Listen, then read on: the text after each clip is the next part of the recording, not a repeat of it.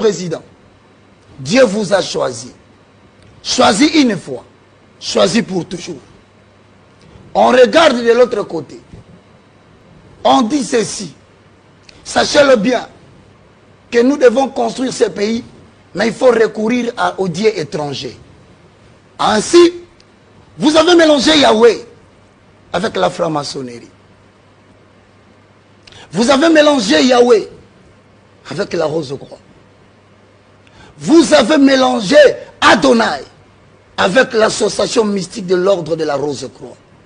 Frère, si tu as eu l'occasion d'être devant la télé maintenant, il peut traverser ton esprit de penser à l'homme qui parle, à vouloir lui chercher des ennuis.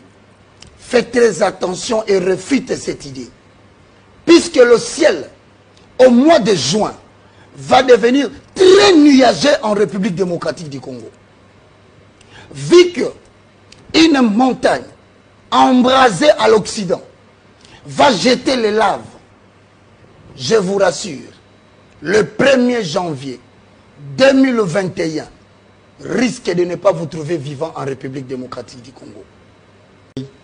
Plateforme Église de Réveil sera appelée à être dissous. Parce que c'était la porte d'entrée de toutes les bêtises évangéliques que nous avons connues dans le pays. Dissous par qui? Par Dieu, comme je l'ai prophétisé, qu'il adviendra des temps où l'église sera fermée. Vous n'avez qu'à entrer dans les réseaux sociaux, je l'ai dit en 2018. Nous passerons des dimanches à la maison. Le journaliste a pris soin de me demander, messieurs, qui va fermer les églises, comme tu le demandes aujourd'hui? Je lui ai répondu, c'est Dieu. Voici la prophétie s'accomplit. Mais ce n'est pas fini. Je dis à ceux qui sont en Europe. Bientôt, ça sera le déconfinement. Alors, prends la date du déconfinement comme le début d'un grand événement malheureux au Congo. C'est-à-dire? C'est-à-dire, comme on va déconfiner, cette date correspond au début d'un grand événement malheureux. C'est le début. Je répète, les gens doivent retourner auprès de l'Éternel. Je le répète. En terminant, je vais te citer cette référence du livre de... Nous allons terminer par là. Ézéchiel, au chapitre 33, le verset 10 au verset 11. Je salue tous les membres de la présidence. Écoutez cette référence. Je ne suis qu'un simple porte-parole. Je regarde le gouvernement. Je vous ai dit, je suis en train de voir, dans l'espace de Kinshasa, la population civile être moins dans les rues. Mais les hommes en tennis sont nombreux. Je vois des crépitements de balles. Quelques poches de résistance restent. Je vois dans différentes portes d'entrée de la RDC des gens qui ne parlent pas lingala envahir ce pays. La solution, c'est quoi? La solution, je le répète, moi je donne la prophétie. Moi je parle comme j'ai l'habitude de le dire. Je ne m'arrêterai pas.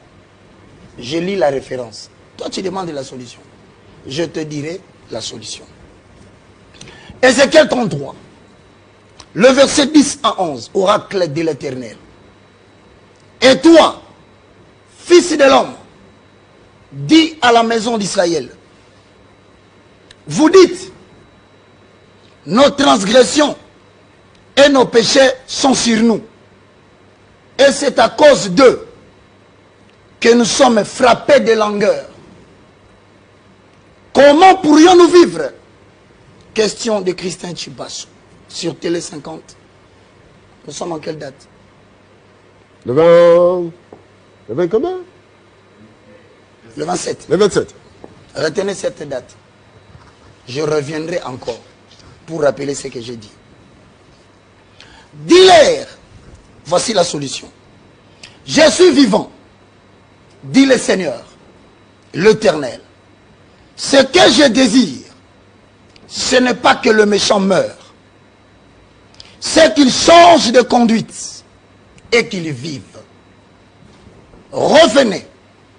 Revenez de vos mauvaises voies. Pourquoi mourriez-vous, maison d'Israël? Celui qui voulait écouter la solution. Elle est là. Ne continue pas dans le voie que tu es en train de vouloir prendre. Ne te prends pas sage à tes propres yeux, considère les paroles de l'Éternel. Avant que cela ne soit amer pour toi, de comprendre que c'est une chose abominable d'abandonner l'Éternel. Merci. J'ai lancé une